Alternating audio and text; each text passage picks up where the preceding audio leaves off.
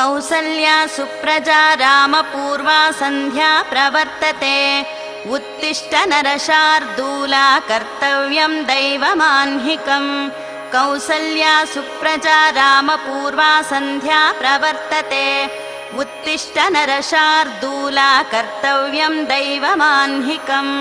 उत्तिष्ठोत्तिष्ठ गोविन्द उत्तिष्ठ गरुडध्वज उत्तिष्ठ कमलाकान्ता त्रैलोक्यं मङ्गलं कुरु उत्तिष्ठोत्तिष्ठ गोविन्द उत्तिष्ठ गरुडध्वज उत्तिष्ठ कमलाकान्ता त्रैलोक्यं मङ्गलं कुरु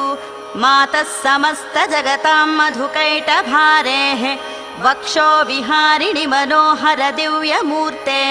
श्रीस्वामि निश्रित जनप्रिय दानशीले श्रीवेङ्कटेश दयिते तव सुप्रभातम् मातः समस्त जगतां मधुकैटभारेः वक्षो विहारिणि मनोहर दिव्यमूर्ते श्रीस्वामि निश्रित जनप्रिय दानशीले श्रीवेङ्कटेश दयिते तव सुप्रभातम् तव सुप्रभातमरविन्दलोचने भवतु प्रसन्न मुखचन्द्रमण्डले विधिशङ्करेन्द्र वनिताभिवन्दिते वृषशैलनाथ दयिते दयानिधे अत्र्यादि सप्त ऋषयः समुपास्य सन्ध्याम् आकाश सिन्धु कमलानि मनोहराणि आदाय पादयुगमर्चयितुं प्रपन्नाः शेषाद्रिशेखर विभो तव सुप्रभातम् पञ्चाननाब्ज भव षण्मुखवासवाद्याः त्रैविक्रमादिचरितं विबुधास्तुवन्ति भाषापतिः पठति वासरशुद्धिमारात् शेषाद्रिशेखर विभो तव सुप्रभातम् ईषत्प्रफुल्ल सरसीरुहनारिकेळपूगद्रुमादिसुमनोहर पालिकानाम् आवाति मन्दमनिलः सह दिव्यगन्धैः शेषाद्रिशेखर विभो तव सुप्रभातम् उन्मील्य नेत्रयुगमुत्तम पञ्जरस्थाः पात्रावशिष्ट कदलीफलपायसानि भुक्त्वा सलीलमथ केळिशुखाः पठन्ति शेषाद्रिशेखर विभो तव सुप्रभातम् तन्त्री प्रकर्ष मधुरस्वनया विपञ्च्य गायत्यनन्तचरितं तव नारदोऽपि भाषा समग्रमसकृत्करचारुरम्यम् शेषाद्रिशेखर विभो तव सुप्रभातम् भृङ्गावली च मकरन्दरसानुविद्ध झङ्कारगीतनिनदैः सह सेवनाय निर्यात्युपान्त सरसी कमलोदरेभ्यः शेषाद्रिशेखर विभो तव सुप्रभातम् योषा गणेन वरदध्नि विमथ्यमाने घोषालयेषु दधिमन्थन तीव्र घोषाः रोषात् कलिं विदधते ककुभश्च कुम्भाः शेषाद्रिशेखर विभो तव सुप्रभातम् पद्मेशमित्र शतपत्र गताळिवर्गाः हर्तुं श्रियं कुवलयस्य निजाङ्गलक्ष्म्या भेरीनिनादमिव बिभ्रति तीव्रनादम् शेषाद्रिशेखर विभो तव सुप्रभातम् श्रीमन्नभीष्टवरदाखिल लोकबन्धो श्री श्रीनिवास जगदेकदयैक सिन्धो श्रीदेवतागृहभुजान्तर दिव्यमूर्ते श्रीवेङ्कटाचलपते तव सुप्रभातम् श्रीमन्नभीष्टवरदाखिल लोकबन्धो श्री श्रीनिवास जगदेकदयैक सिन्धो श्रीदेवतागृहभुजान्तर दिव्यमूर्ते श्रीवेङ्कटाचलपते तव सुप्रभातम् श्रीस्वामि पुष्करिणिकाप्लव निर्मलाङ्गाः श्रेयोर्थिनो हरविरिञ्चि सनन्दनाद्याः द्वारे वसन्ति वरवेत्र हतोत्तमाङ्गाः श्रीवेङ्कटाचलपते तव सुप्रभातम् श्रीशेषशैलगरुडाचल वेङ्कटाद्रि नारायणाद्रि वृषभाद्रि वृषाद्रिमुख्याम्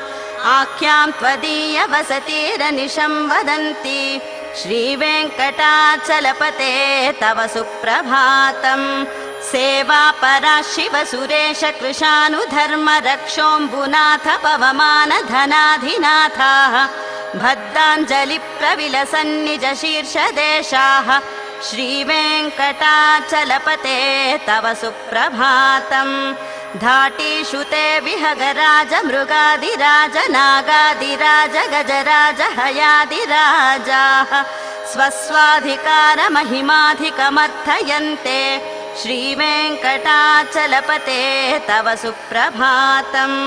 सूर्येन्दुभौमबुधवाक्पतिकाव्यसौरिस्वर्भानुकेतुदिविषत्परिषत्प्रदानाः त्वद्दासदासचरमावधिदासदासाः श्रीवेङ्कटाचलपते तव सुप्रभातम् त्वत्पादधूलिभरितस्फुरितोत्तमाङ्गाः स्वर्गापवर्गनिरपेक्ष निजान्तरङ्गाः कल्पागमाकलनयाकुलतां लभन्ते श्रीवेङ्कटाचलपते तव सुप्रभातम् त्वद्गोपुराग्रशिखराणि निरीक्षमाणाः स्वर्गापवर्गपदवीं परमां श्रयन्तः मर्त्या मनुष्यभुवने मतिमाश्रयन्ते श्रीवेङ्कटाचलपते तव सुप्रभातम् श्रीभूमिनायकदयादिगुणामृताब्धे देवादिदेव जगदेक शरण्यमूर्ते श्रीमन्ननन्तगरुडादिभिरर्चिताङ्घ्रे श्रीवेङ्कटाचलपते तव सुप्रभातम् श्रीपद्मनाभ पुरुषोत्तम वासुदेव वैकुण्ठमाधव जनार्दन चक्रपाणे श्रीवत्सचिह्न शरणागत पारिजात श्रीवेङ्कटाचलपते तव सुप्रभातम् कन्दर्पदर्पहर सुन्दर दिव्यमूर्ते कान्ताकुचाम्बुरुह कुड्मललोल दृष्टे कल्याण निर्मल गुणाकर दिव्यकीर्ते श्रीवेङ्कटाचलपते तव सुप्रभातम् मीनाकृते कमठकोल नृसिंहवर्णिन् स्वामिन् परश्वत तपोधन रामचन्द्र शेषांश राम यदुनन्दन कल्किरूप श्रीवेङ्कटाचलपते तव सुप्रभातम् येलालवङ्गघनसार सुगन्धितीर्थम् दिव्यं वियत्सरसि हेमघटेषु पूर्णम् धृत्वाद्यवैदिकशिखामणयः प्रहृष्टाः तिष्ठन्ति वेङ्कटपते तव सुप्रभातम् भास्वानुदेति विकचानि सरोरुहाणि सम्पूरयन्ति निनदैः ककुभो विहङ्गाः श्रीवैष्णवाः सततमर्थितमङ्गलास्ते धामाश्रयन्ति तव वेङ्कटसुप्रभातम् ब्रह्मादयः सुरवराः समहर्षयस्ते सन्तः सनन्दनमुखस्तव योगिवर्याः धामान्तिके तव हि मङ्गलवस्तुहस्ताः श्रीवेङ्कटाचलपते तव सुप्रभातम् लक्ष्मीनिवास निरवद्य गुणैकसिन्धो संसारसागर समुत्तरणैकसेतो वेदान्तवेद्य निज वैभव भक्तभोग्य श्रीवेङ्कटाचलपते तव सुप्रभातम् लक्ष्मीनिवास निरवद्य गुणैकसिन्धो संसारसागर समुत्तरणैकसेतो वेदान्तवेद्य निज वैभव भक्तभोग्य श्रीवेङ्कटाचलपते तव सुप्रभातम् इत्थं वृषाचलपतेरिह सुप्रभातम् ये मानवाः प्रतिदिनं पठितुं प्रवृत्ताः तेषां प्रभातसमये स्मृतिरङ्गभाजां प्रज्ञां परार्थसुलभां परमां प्रसूते इत्थं वृषाचलपतेरिह सुप्रभातम् ये मानवाः प्रतिदिनं पठितुं प्रवृत्ताः तेषां प्रभातसमये स्मृतिरङ्गभाजां प्रज्ञां परार्थसुलभां परमां प्रसूते कमलाकुचूचुककुङ्कुमतो नियतारुणितातुलनीलतनो कमलायतलोचन लोकपते विजयी भव वेङ्कटशैलपते कमलाकुचूचुक कुङ्कुमतो नियतारुणितातुलनीलतनो कमलायतलोचन लोकपते विजयी भव वेङ्कटशैलपते सचतुर्मुख षण्मुख पञ्चमुख प्रमुखाखिल दैवतमौलिमणे शरणागत वत्सल शौर्यनिधे परिपालय मां वृषशैलपते अतिवेलतया तव दुर्विषहैरनुवेलकृतैरपराधशतैः भरितं त्वरितं वृषशैलपते परया कृपया परिपाहि हरे अधिवेङ्कटशैलमुदारमते जनताभिमताधिकदानरतात् परदेवतया गदितान्निगमै कमलादयितान्न परं कलये कलवेणुरवावशगोपवधूशतकोटिवृतात् स्मरकोटिसमात् प्रतिवल्लविकाभिमतात् सुखदात् वसुदेवसुतान्न परं कलये अभिरामगुणाकरदाशरथे जगदेकदनुर्धर धीरमते रघुनायक राम रमेश विभो वरदो भवदेव दया जलधे अवनीतनया कमनीयकरं रजनीकर चारुमुखाम्बुरुहं रजनीचर राजतमो मिहिरं महनीयमहं रघुराममये सुमुखं सुहृदं सुलभं सुखदं स्वनुजं च सुकायममोघशरम् अपहाय रघुद्वहमन्यमहं न कथञ्चन कञ्चन जातु भजे विना वेङ्कटेशं ननाथो ननाथः सदा वेङ्कटेशं स्मरामि स्मरामि हरे वेङ्कटेश प्रसीद प्रसीद प्रियं वेङ्कटेश प्रयच्छ प्रयच्छ विना वेङ्कटेशं ननाथो ननाथः सदा वेङ्कटेशं स्मरामि स्मरामि हरे वेङ्कटेश प्रसीद प्रसीद प्रियं वेङ्कटेश प्रयच्छ प्रयच्छ अहं दूरतस्ते पदाम्बोजयुग्म प्रणामेच्छयागत्य सेवां करोमि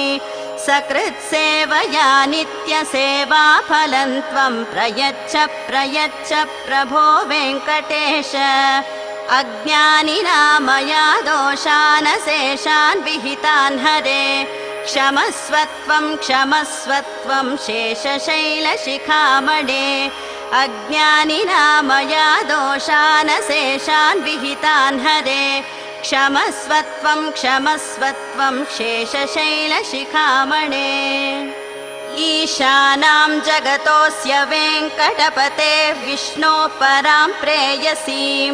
तद्वक्षस्थलनित्यवासरसिकां तत्क्षान्तिसंवर्धिनीं पद्मालङ्कृतपाणिपल्लवयुगां पद्मासनस्थां श्रियं वात्सल्यादिगुणोज्ज्वलां भगवतीं वन्दे जगन्मातरम्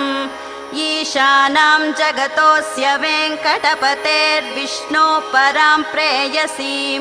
तद्वक्षस्थलनित्यवासरसिकां तत्क्षान्तिसंवर्धिनीं पद्मालङ्कृतपाणिपल्लवयुगां पद्मासनस्थां श्रियं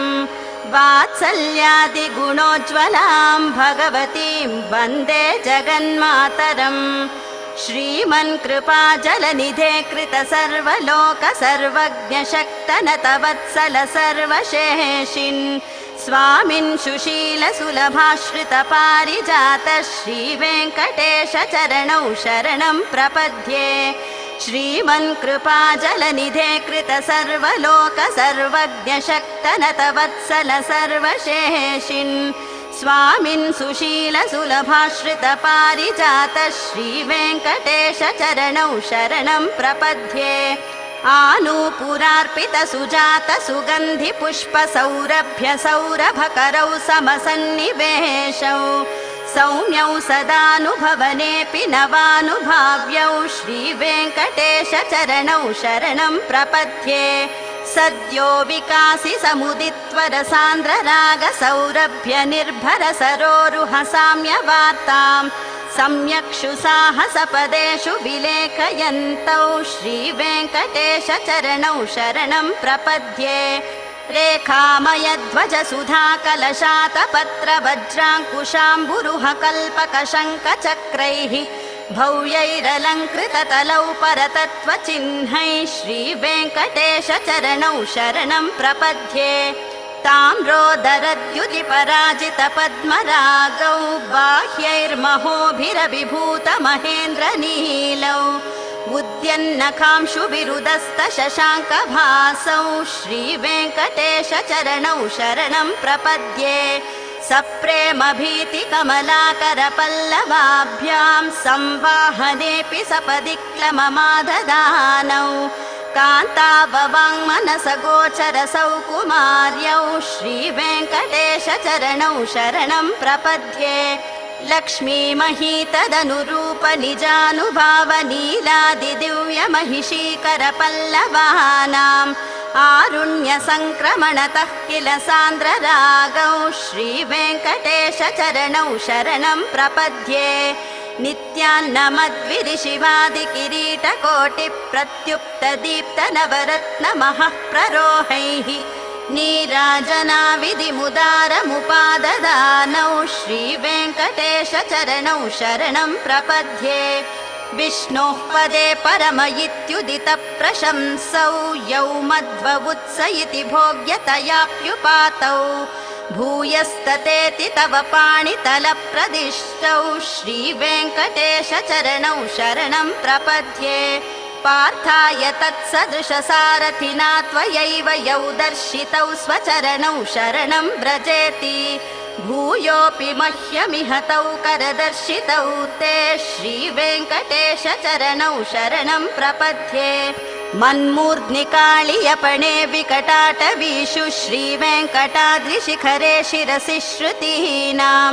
चित्तेऽप्यनन्यमनसां सममाहितौ ते श्रीवेङ्कटेश चरणौ शरणं प्रपद्ये अम्लानहृष्यदशनीतलकीर्णपुष्टौ श्रीवेङ्कटाद्रिशिखराभरणायमानौ आनन्दताखिलमनोनयनौ तवैतौ श्रीवेङ्कटेश चरणौ शरणं प्रपद्ये प्रायः प्रपन्न जनता प्रथमावगाह्यौ मातुस्तनाविव शिशोरमृतायमानौ प्राप्तौ परस्परतुलामतुलान्तरौ ते श्रीवेङ्कटेश चरणौ शरणं प्रपद्ये सत्वोत्तरैः सततसेव्यपदाम्बुजेन संसारतारकदयार्द्रदृगञ्चलेन सौम्योपयन्तृमुनिना मम दर्शितौ ते श्रीवेङ्कटेश चरणौ शरणं प्रपद्ये सत्वोत्तरैः सततसेव्यपदाम्बुजेन संसारतारकदयार्द्रदृगञ्चलेन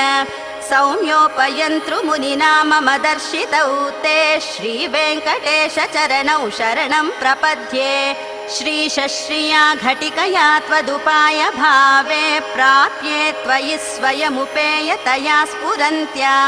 नित्याश्रिताय निरवद्य गुणाय तुभ्यं स्यां किङ्करो वृषगिरीश न जातु मह्यम् श्रीशश्रिया घटिकया त्वदुपाय भावे प्राप्ये त्वयि स्वयमुपेयतया स्फुरन्त्या नित्याश्रिताय निरवद्य गुणाय तुभ्यं स्यां किङ्करो वृषगिरीश न जातु मह्यम् श्रियः कान्ताय कल्याणनिधये निधयेऽर्थिनां श्रीवेङ्कटनिवासाय श्रीनिवासाय मङ्गलम् श्रियः कान्ताय कल्याणनिधये निधयेऽर्थिनां श्रीवेङ्कटनिवासाय श्रीनिवासाय मङ्गलम् लक्ष्मी सविभ्रमालोकसुभ्रू विभ्रमचक्षुषे चक्षुषे सर्वलोकानां वेङ्कटेशाय मङ्गलम् श्रीवेङ्कटाद्रिशृङ्गाग्रमङ्गलाभरणाङ्ग्रये मङ्गलानां निवासाय श्रीनिवासाय मङ्गलम्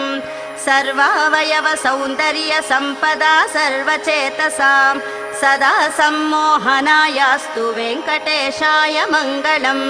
नित्याय निरवध्याय सत्यानन्दचिदात्मने सर्वान्तरात्मने श्रीमद्वेङ्कटेशाय मङ्गलम् स्वतः सर्वविदे सर्वशक्तये सर्वशेषिने सुलभाय सुशीलाय वेङ्कटेशाय मङ्गलम् परस्मै ब्रह्मणे पूर्णकामाय परमात्मने प्रयुञ्जे परतत्त्वाय वेङ्कटेशाय मङ्गलम् आकालतत्त्वमश्रान्तमात्मनामनुपश्यताम् अतृप्तमृतरूपाय वेङ्कटेशाय मङ्गलम् प्रायस्वचरणौ पुंसां शरण्यत्वेन पाणिना कृपया दिशते श्रीमद्वेङ्कटेशाय मङ्गलम् दयामृततरङ्गिण्यास्तरङ्गैरिव शीतलैः अपाङ्गैः सिञ्चते विश्वं वेङ्कटेशाय मङ्गलम् स्रग्भूषाम्बरहेतीनां सुषमावहमूर्तये सर्वार्तिशमनायास्तु वेङ्कटेशाय मङ्गलम् श्रीवैकुण्ठविरक्ताय स्वामि पुष्करिणीतटे रमया रममाणाय वेङ्कटेशाय मङ्गलम् श्रीवैकुण्ठविरक्ताय स्वामि पुष्करिणीतटे रमया रममाणाय वेङ्कटेशाय मङ्गलम् श्रीमत्सुन्दरजामातृमुनिमानसवासिने सर्वलोकनिवासाय श्रीनिवासाय मङ्गलम् मङ्गलाशासनपरैर्मदाचार्य पुरोगमैः सर्वैश्च पूर्वैराचार्यैः सत्कृतायास्तु मङ्गलम्।